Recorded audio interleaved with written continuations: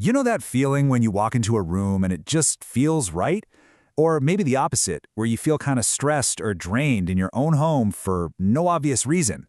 Well, what if it's not you, but your space?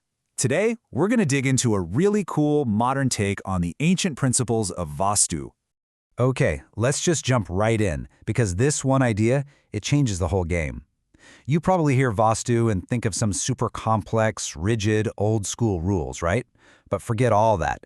This reframes it completely. We're not talking about superstition here. We're talking about psychology, the real, tangible link between your mind and the space around you. And that's the big question, isn't it? Like, what does this actually do for you? Theory's nice, but what matters is how it works in your own home. It means you can actually use these principles to create a space that helps you feel good, focus better, maybe even sleep better, all without having to follow some ancient rule book that just doesn't make sense for how we live today. All right, so before we get into the how, we got to clear up some stuff first. Let's talk about the myths versus the reality of Vastu. I love this because it just lays it all out. On one side, you've got the stuff that scares people away. Superstition, fear, thinking you have to tear down walls, all that magic stuff. But the reality, it's so much more simple and, well, real. It's not superstition, it's psychology. It's not about fear, it's about creating flow. You don't need demolition, you just need to think about light. And it's not magic, it's about the actual energy of a space, the vibe you can feel. Okay, so with the myths out of the way, let's get to the good stuff. Psychology meets space planning. This is where it gets really cool, because we're basically talking about how the layout of your home can actually shape what's going on in your head.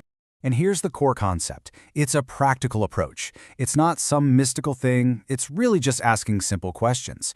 Like, how does the direction your desk is facing impact your ability to focus? Or how does the sunlight in your bedroom affect your sleep? Or even, how does the way you walk through your living room affect your stress? It's all connected, you see? So, how do you actually do any of this? It's way easier than it sounds.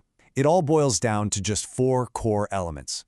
4 things you can literally start looking for in your own house, like right now. Here we go. These are the pillars. First up, direction. This is just about which way you and your stuff are facing. It actually taps into this deep primal thing about feeling safe.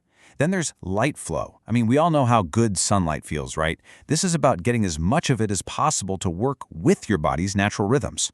Number 3 is movement. Basically, can you walk through your space without bumping into stuff? Clear paths mean less stress for your brain. And when you nail those 3, you get number 4, energy. That's just the vibe, the overall feeling of the space. See? They all feed into each other.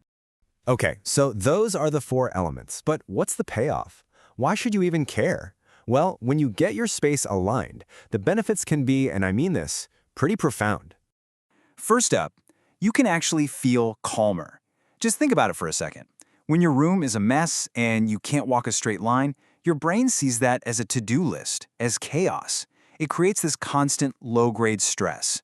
But a space with clear pathways and lots of light, it just tells your brain, hey, it's okay, you can relax. It gives you room to breathe. Oh, this one is huge. Sleeping better. Our brains are like hardwired for survival, right? So we don't truly rest if we don't feel safe. Here's a crazy tip.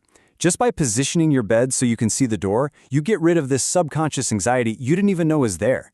You pair that with managing the light in your room, and boom, you're setting yourself up for some seriously good sleep. And the last big one, focus. This is the aha moment for anyone who works from home. Think about your desk. Is your back to the door? If it is, part of your brain is always on alert, watching your back. It's just instinct.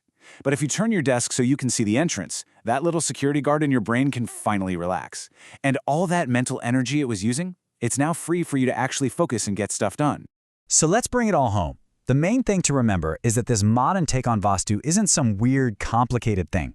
It's a real, practical tool that anyone can use in their life right now. And this really is the bottom line. You can do all of this without demolition and without fear. And that's so empowering, right? It's not about being scared you're going to mess it up or that you have to call a contractor. It's just about making small, smart changes that feel good to you in the place you already live. So I'll leave you with this one question to think about as you go about your day. Look around.